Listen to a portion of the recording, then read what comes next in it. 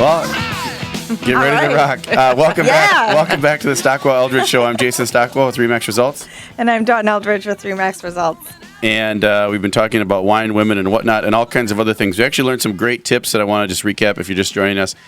If you have student loan debt and you're worried about going in for pre-approval, or let's say you're a parent and your adult child is still living with you and you kind of want to help them take the next step to, one, moving out and being on their own, and then maybe buying a home and enjoying the benefits of home ownership, talk to Stephanie Havitt at Wells Fargo. They have many programs, including an exclusive program with 3% down, conventional, that you should look into. But also they can help you with the plan on the student loan debt, even if you've co-signed for it. And if you're planning on making a move and you're like, oh boy, we didn't know that this would affect us on our purchase, all those things can be worked out with a good professional helping you, and I would definitely have you reach out. That's one tip.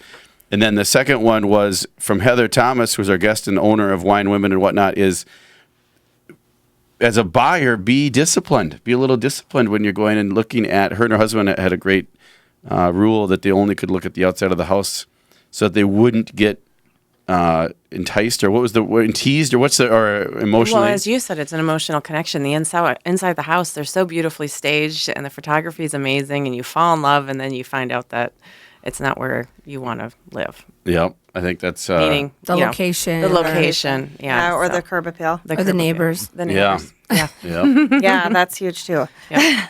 Those are great. So those are some great tips for you. And then, of course, if you ever have any real estate needs or you want to know the value of your home, or want to meet Dawn and myself or Diane or any of us at any time, we're happy to sit down with you over coffee or go to your house, or you can come to our office. We, like I said, meet with people every day of the week, except for maybe one day, maybe Sundays. But otherwise, we're meeting with people all the time about selling or buying real estate. So. Well, and I think even to Heather's point is why it's great to, have a connection or have your information. Because like you said, you just made the decision all of a sudden and you saw a house. Well, okay, I got to have a realtor, right? I mean, yes. You want to be able to have somebody on your side and make sure, because you are emotional about making that purchase. You want to make sure you go at it the right way and not just, maybe, I don't know, go right to that listing agent or go to the homeowner or anything like that. So I think, having Dawn and Jason make sure you have a realtor that you can bounce that information off of.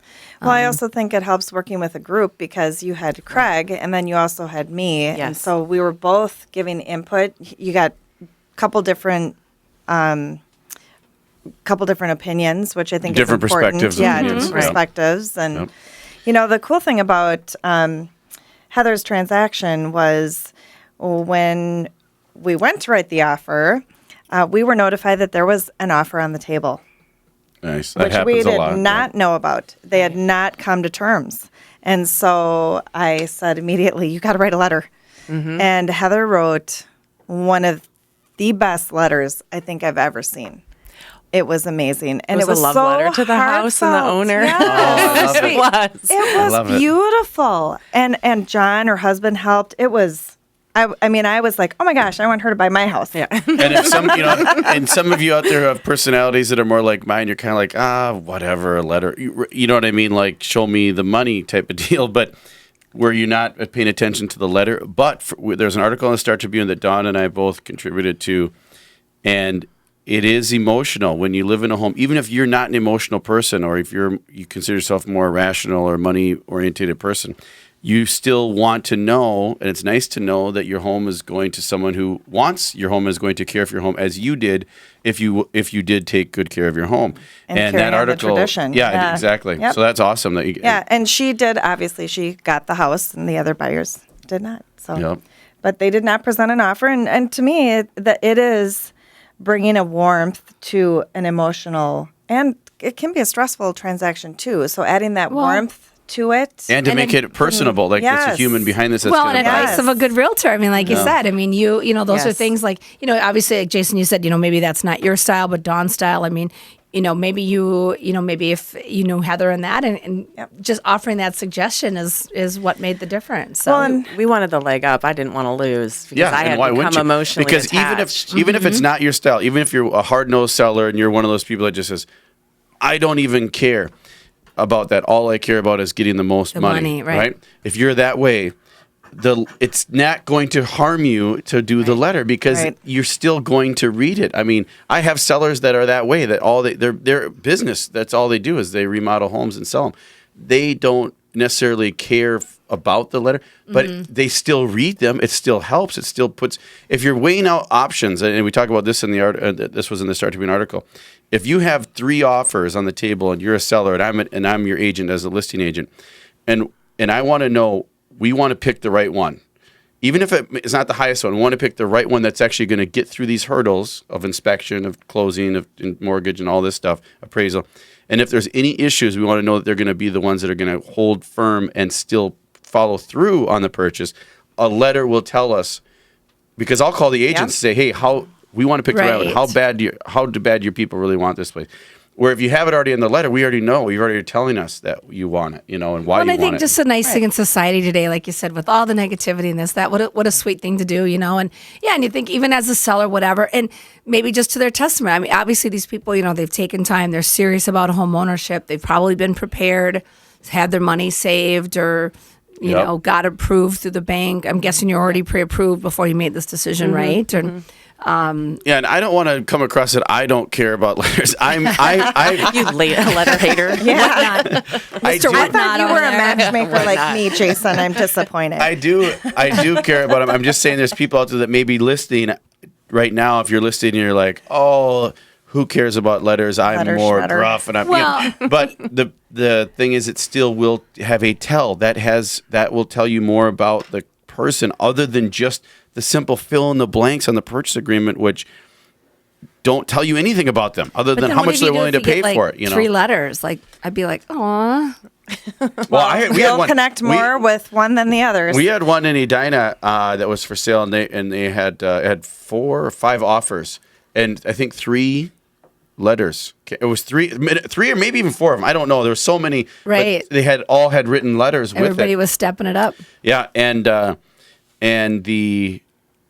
the one actually, Casey, who works, she was on the show. She was in last week. She said one of the letters made her cry. That's how compelling the letter was for these people that wanted this particular site.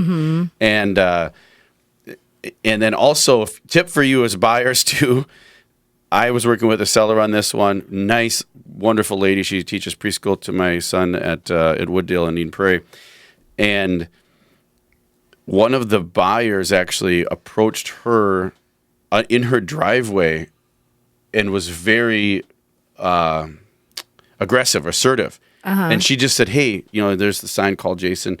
And he kept prodding and going and talking numbers and all, and you don't do that. Oh, right. And that's not a good idea. And he didn't get it. I mean, you can't be the type to, unless you're gauging the person back, and it's one of those sellers that is okay talking about that stuff. But some sellers aren't, so. I don't. And I wouldn't recommend it at all. Are, Don't stalk them, right? Yeah. Be a stalker. Because that's why they have us for, to buffer that that area, which could be uncomfortable for them.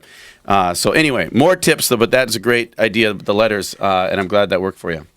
So real quick before we go, one thing I also wanted to mention about Heather and Wine Women and Whatnot, how I met Heather was at her launch party. And I was really impressed that at the launch party, the proceeds were going to a charity that I actually value very much, and that was the Jeremiah Foundation. Yes. And they help women and mothers and they empower children. Women. Yep. Yes. I love that. It's a great charity, and Patty was wonderful to work with, and the proceeds went to the Jeremiah program, and it stays right here in our backyard. So that's all in the Twin Cities, and that was. Well, there are other spots, but this was specifically for the Twin Cities. Yeah, and they were on our show, and I have to go watch that. But if you flip back on the YouTube, you can watch the show on the Jeremiah Foundation. They're wonderful. So. Well, Heather Thomas, Wine Women and Whatnot, thank you so much. Stephanie Havel, thank you. Thanks for having me. StephanieHavel.com at Wells Fargo. Caller. I'm Jason Stockwell with RE/MAX Results. And I'm Dawn Eldridge with RE/MAX Results. Remember, love yourself and love others. Love others. And it's usually quite loud.